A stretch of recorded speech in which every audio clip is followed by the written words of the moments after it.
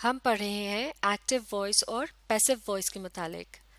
Active voice کہتے ہیں ایک ایسے جملے کو کہ جس کے اندر سبجیکٹ کو کوئی عمل کرتے ہوئے بتایا جاتا ہے، جبکہ پیسو وائس ایک ایسا جملہ ہوتا ہے جس میں سبجیکٹ پر کوئی عمل کیا جا رہا ہوتا ہے اور عمل کرنے والے کا ذکر جملے کے اندر اتنا نمایاں نہیں ہوتا، لہٰذا اسے ایک پیسو وائس طرز کا جملہ کہتے ہیں، کیونکہ پیسو کا مطلب ہے چھپا ہوا یا بعد میں آنے والی چیز. اس سے پچھلی 2 ویڈیوز کے اندر ہم نے ٹیبل کی مدد سے ایکٹیو وائس طرز کے جملوں کو پیسو میں تبدیل کرنے کا طریقہ سیکھا تھا. اب اس ویڈیو میں اسی ٹیبل کے اگلے حصے کو مل کر پڑھنے اور سمجھنے کی کوشش کرتے ہیں. تو چلیے اب دیکھتے ہیں ایک کنڈیشنل طرز کا جملہ جسے پاسٹ ٹینس میں بنایا گیا ہے. کنڈیشنل جملے سے مراد ہے کہ اس کے اندر لفظ if یعنی اگر کا استعمال کیا گیا ہے. اس قسم کے جملوں کو اردو میں شرطیہ جملے کہا جاتا ہے، اور اس سے پچھلی ویڈیو میں ہم اس قسم کے جملوں کے متعلق یہ اہم بات ڈسکس کر چکے ہیں کہ اس قسم کے جملوں میں 2 کلوزز پائے جاتے ہیں. کلوز سے مراد ہے ایک بڑے جملے کے اندر ایک چھوٹا جملہ جس کے اندر ایک سبجیکٹ اور ورب ایک ساتھ موجود ہوں. اب کنڈیشنل سینٹنسز کے اندر جو دو کلوزز پائے جاتے ہیں ان میں سے ایک کہلایا جاتا ہے مین کلوز اور دوسرا کہلایا جاتا ہے اف کلوز، جس کے اندر لفظ اف کا استعمال کیا جاتا ہے. جب ایکٹیو سینٹنس کو پیسو میں تبدیل کیا جاتا ہے تو اف کلوز میں کوئی تبدیلی نہیں لائی جاتی اور نہ ہی اس کی جگہ کو تبدیل کیا جاتا ہے، جبکہ صرف مین کلوز میں سبجیکٹ اور آبجیکٹ کی جگہوں کو آپس میں تبدیل کیا جاتا ہے. اب جو اگزامپل ہم استعمال کرنے جا رہے ہیں اس میں ایکٹیو وائس کے اندر جو ورب استعمال کیے گئے ہیں وہ ہیں would, have اور kept. یعنی would have کے الفاظ کے بعد جو ورب استعمال کیا گیا ہے وہ اپنے پاسٹ پارٹیسپل فارم کے اندر ہے، جیسے کہ لفظ keep کی پاسٹ پارٹیسپل فارم ہے kept.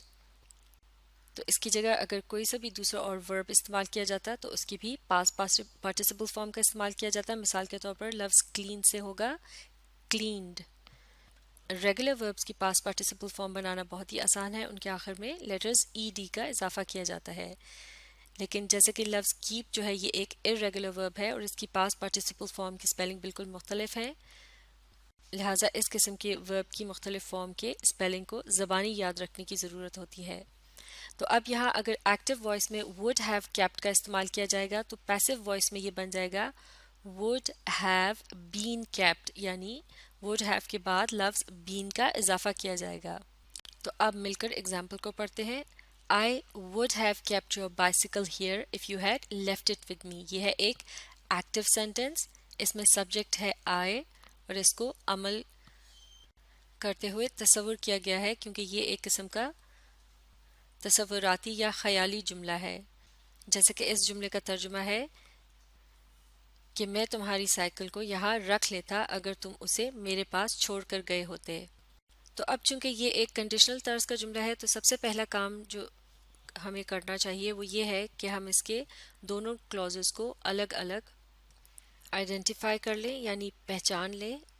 تو I would have kept your bicycle here یہ ہے مین کلوز، جبکہ if you had left it with me یہ ہے if کلوز، کیونکہ اس کے اندر لفظ if کا استعمال کیا گیا ہے. تو جیسا کہ اس سے پہلے ہم ذکر کر چکے ہیں کہ جس کلوز کے اندر لفظ if کا استعمال کیا جاتا ہے اس میں کوئی تبدیلی نہیں لائی جاتی. تو اب اگر اس جملے کو ہم نے ایکٹیو سے پیسو میں تبدیل کرنا ہے تو صرف مین کلوز کو دیکھا جائے گا. تو مین کلوز کا سبجیکٹ ہے I، جبکہ بائسیکل جو ہے یہ اس کا آبجیکٹ ہے. تو اب دیکھتے ہیں اس جملے کا passive sentence. Your bicycle would have been kept here if you had left it with me. اور آپ کی آسانی کے لیے اس میں اگر here کے بعد by me کے الفاظ کا اضافہ کر دیا جائے تو یہ جملہ ہوگا Your bicycle would have been kept here by me if you had left it with me. تو اب یہاں آپ دیکھ سکتے ہیں اگر اس جملے کو ایکٹیو سینٹنس سے کمپیئر کیا جائے تو if کلوز کو بالکل تبدیل نہیں کیا گیا. ایکٹیو سینٹنس میں تھا if you had left it with me اور یہ جملے کے آخر میں آ رہا تھا، جبکہ پیسو سینٹنس میں بھی if you had left it with me یہ بالکل اسی طرح سے لکھا گیا ہے اور اب کی بار بھی اسے جملے کے آخر میں لکھا گیا ہے. اب دیکھتے ہیں مین کلوز میں کیا تبدیلی آئی ہے. پہلے اس میں ایکٹیو سینٹنس کے اندر لفظ آئی کو سبجیکٹ کے طور پر استعمال کیا گیا تھا، اور اب یہاں پیسو سینٹنس کے اندر لفظ می جو ہے یہ اس کا متبادل کے طور پر استعمال کیا گیا ہے اور اسے آبجیکٹ کی جگہ پر استعمال کیا جا رہا ہے، جبکہ بائسیکل جو کہ ایکٹیو سینٹنس میں آبجیکٹ کی جگہ پر استعمال کیا گیا تھا، اب اس پیسو سینٹنس میں اسے سبجیکٹ کی جگہ پر استعمال کیا گیا ہے۔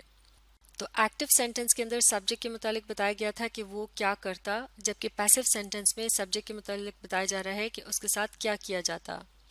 اس جملے کے اندر بائی می کے الفاظ کا استعمال کرنا ضروری نہیں ہے کیونکہ یہ ایک قسم کی ریپیٹیشن ہو جاتی ہے، کیونکہ اس جملے کو پڑھنے کے بعد صاف ظاہر ہے کہ جو شخص بات کر رہا ہے وہ اپنے متعلق بتا رہا ہے، جیسے کہ یہاں کہا گیا ہے your bicycle would have been kept here if you had left it with me, یعنی تمہاری سائیکل کو یہاں رکھ لیا جاتا اگر تم اسے میرے پاس چھوڑ کر گئے ہوتے۔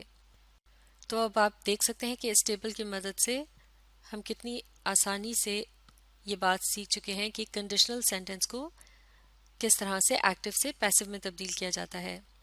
اب دیکھتے ہیں انفینیٹیو طرز کے جملوں کی اگزامپل، یعنی جس کے اندر ورب جو ہے وہ انفینیٹیو فارم میں استعمال کیے جا رہے ہیں، یعنی ان کے ساتھ لفظ ٹو کا بھی استعمال کیا جا رہا ہے۔ جب ورب سے پہلے لفظ ٹو لگایا جاتا ہے تو یہ انفینیٹیو فارم بن جاتی ہے، اور یہاں جس انفینیٹیو فارم کا استعمال کیا گیا ہے وہ پریزنٹ ٹینس کے اندر ہے، جیسا کہ یہاں آپ دیکھ سکتے ہیں ٹو کیپ، یعنی لفظ ٹو کے بعد جو ورب استعمال کیا گیا ہے یہ اپنی بیسک فارم میں ہے۔ تو اگر ٹو کیپ کو ایکٹیو وائس کے اندر استعمال کیا جائے تو اس کا پیسو وائس ہوگا ٹو بی کیپٹ۔ ٹو کے بعد لفظ بی کا اضافہ کیا جائے گا، اور کیپ جو کہ بیسک فارم کے اندر تھا اسے اب یہاں پیسو وائس میں پاسٹ پارٹیسپل میں تبدیل کر دیا گیا ہے۔ اسی طرح سے اگر ٹو کیپ کی جگہ یہاں ٹو کلین کے الفاظ ہوتے تو اس کا پیسو وائس کیا ہوتا؟ ٹو بی کلینڈ، کیونکہ کلین کا پاسٹ پارٹیسپل ہے کلینڈ۔ اب اگزامپل کو مل کر پڑھتے ہیں۔ She has to keep the book, یعنی اس نے کتاب رکھنی ہے۔ اس جملے کا سبجیکٹ ہے شی، اور چونکہ یہ ایک ایکٹیو سینٹنس ہے تو اس میں سبجیکٹ کے متعلق بتایا جا رہا ہے کہ اس نے کیا کرنا ہے۔ اب دیکھتے ہیں اس جملے کا passive sentence. The book has to be kept with her، یعنی کتاب کو اس کے پاس رکھا جائے گا۔ تو ایکٹیو سینٹنس کے اندر لفظ شی جو تھا وہ سبجیکٹ تھا، جبکہ بک اس میں آبجیکٹ کے طور پر استعمال کیا گیا تھا، تو لہٰذا پیسو سینٹنس میں آبجیکٹ کو اب سبجیکٹ کے طور پر استعمال کیا گیا ہے اور یہ جملے کے شروع میں آ رہا ہے، اور یہاں سبجیکٹ کو عمل کرتے ہوئے نہیں دکھایا گیا بلکہ اس کے متعلق بتایا جا رہا ہے کہ اس کے ساتھ کیا کیا جائے گا۔ اور اس پیسو جملے میں ایکٹیو جملے کا جو سبجیکٹ تھا یعنی لفظ شی، اس کا متبادل لفظ ہر جملے کے آخر میں استعمال کیا گیا ہے۔ اب دیکھتے ہیں ایک اور انفینیٹیو طرز کا جملہ، یعنی اس میں بھی لفظ ٹو کا ورب کے ساتھ استعمال کیا جا رہا ہے اور یہ پرفیکٹ ٹینس میں بنایا جا رہا ہے، یعنی اس کے اندر لفظ ہیو کی فارم استعمال کی گئی ہے، اور اس کے بعد جو مین ورب استعمال کیا گیا ہے وہ پاسٹ پارٹیسپل فارم میں ہے، لہٰذا یہ بن جاتا ہے پرفیکٹ ٹینس، یعنی ایک ایسے عمل کے متعلق بات کی جائے گی جو کہ مکمل ہو چکا تھا یا اسے کیا جا چکا تھا۔ تو اگر ایکٹیو وائس کے اندر ٹو ہیو کیپٹ کے الفاظ استعمال کیے جائیں تو پیسو میں یہ کس طرح سے تبدیل ہو جائیں گے؟ یہ بن جائیں گے ٹو ہیو بین کیپٹ، یعنی ٹو ہیو کے بعد لفظ بین کا بھی اضافہ کیا جائے گا۔ تو اسی طرح سے اگر لفظ کیپٹ کی جگہ کوئی اور دوسرا ورب ہوتا، مثال کے طور پر لفظ کلینڈ، تو یہ ہوتا ٹو ہیو کلینڈ، اور اس کا پیسو وائس کیا ہوتا؟ To have been cleaned. تو چلیے اب مل کر ایگزامپل کو پڑھتے ہیں۔ پہلے ہے ایک active sentence, I was happy to see my sister to have kept my gift for so long، یعنی مجھے یہ دیکھ کر خوشی ہوئی کہ میری بہن نے میرے دیے ہوئے تحفے کو بہت عرصے سے رکھا ہوا تھا۔ تو اس جملے میں لفظ آئے جو ہے یہ اس جملے کا سبجیکٹ ہے، اور اس کے متعلق بتایا جا رہا ہے کہ اسے کچھ دیکھ کر خوشی ہوئی، اور وہ کیا چیز تھی جسے دیکھ کر اسے خوشی ہوئی؟ وہ تھا اس کا گفٹ جو کہ اس نے اپنی بہن کو دیا تھا۔ تو اس جملے میں لفظ گفٹ جو ہے یہ ہے آبجیکٹ، تو لہٰذا جب اس ایکٹیو سینٹنس کو پیسو میں تبدیل کیا جائے گا تو سبجیکٹ اور آبجیکٹ کی جگہوں کو آپس میں تبدیل کر لیا جائے گا، لہٰذا گفٹ کا جو لفظ ہے یہ پیسو سینٹنس کے اندر جملے کے شروع میں آئے گا، یعنی اسے سبجیکٹ کے طور پر استعمال کیا جائے گا۔ تو اب پڑھتے ہیں اس کا passive sentence. The gift to have been kept by my sister for so long was a happy sight for me. یعنی وہ تحفہ جو کہ میری بہن نے بہت عرصے سے سنبھال کر رکھا ہوا تھا اسے دیکھ کر مجھے خوشی ہوئی. دا گفٹ کی جگہ مائی گفٹ کے الفاظ بھی استعمال کیے جا سکتے ہیں. تو اس پیسو سینٹنس کے اندر آپ دیکھ سکتے ہیں کہ گفٹ کا لفظ جو کہ ایکٹیو میں آبجیکٹ کے طور پر استعمال کیا گیا تھا اسے سبجیکٹ کی جگہ پر استعمال کیا گیا ہے، اور اب یہاں اس جملے میں سبجیکٹ کے متعلق بتایا جا رہا ہے کہ اس کے ساتھ کیا عمل کیا گیا تھا.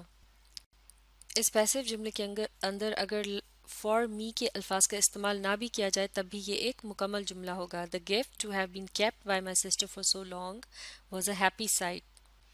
یعنی وہ تحفہ جسے میری بہن نے اتنے عرصے سے سنبھال کر رکھا ہوا تھا ایک خوشکن منظر تھا، یعنی وہ خوشی کا باعث تھا یا پھر اس کی وجہ سے خوشی محسوس کی گئی. تو اس کے ترجمے سے بھی پتہ چلتا ہے کہ بولنے والا اپنے متعلق بات کر رہا ہے، لہٰذا فار می کے الفاظ کا استعمال کرنا ضروری نہیں ہے. تو اب ہم اس ٹیبل کے باقی کے حصے کو اگلی ویڈیو میں مکمل کریں گے. آپ اس ویڈیو کو ری پلے کیجیے اور اس کے ساتھ ساتھ جملوں کو پڑھنے، سمجھنے اور لکھ کر پریکٹس کرنے کی کوشش جاری رکھیے.